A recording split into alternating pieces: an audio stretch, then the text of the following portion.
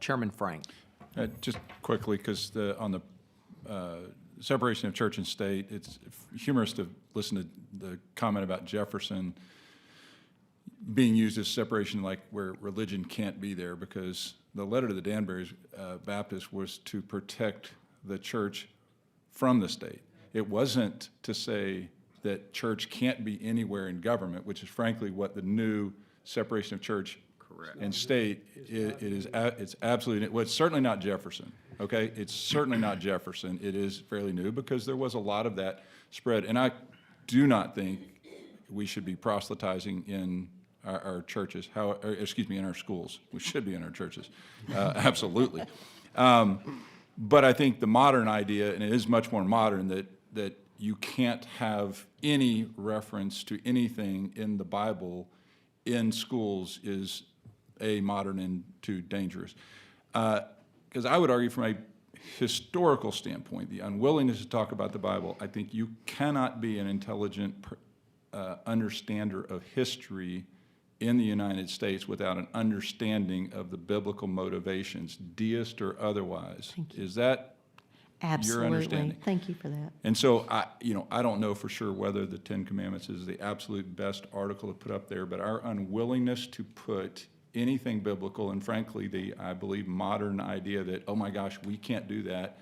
We're going to teach love through other, well, anyway, I'm not going to get into that. But you cannot be an intelligent understander of history without an understanding of, in Western culture, in the United States, without some understanding of the Bible, and the unwillingness of some, or the idea that that has to be completely removed and that is an idea of separation of church and state is completely false. All right. Thank you. Real brief, we'll move. Yeah, move no, to actually, witnesses. I think there's an area of agreement, and I think in these kind of tense debates, it's helpful for us to highlight where agreement is. And I want to be clear, at least I, and I don't want to speak for other members, are not saying we can't talk about religion or talk about the Bible in public schools. I know there are some people who interpret the separation of church and state to mean that. I'm not one of those people. I agree with you. If you're going to understand history, literature, culture, you've got to know about Christianity. You've got to know the Bible. You should also know about some other major faith traditions too. This is not banishing that from the public square.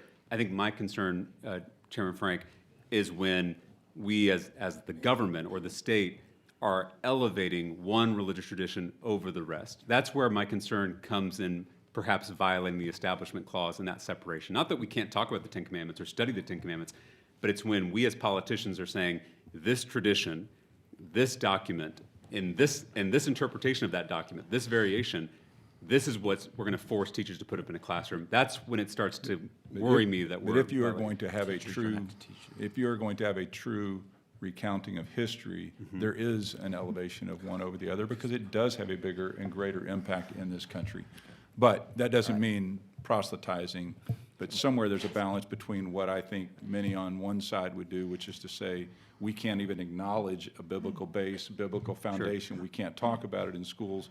To me, is extremely dangerous in what we're getting. I agree, pushback. and I think the Ten Commandments and the Bible are in our TEKS, if I'm not mistaken, for our standards for kids to learn. Yeah. Thank you, Mr. Chairman. All right.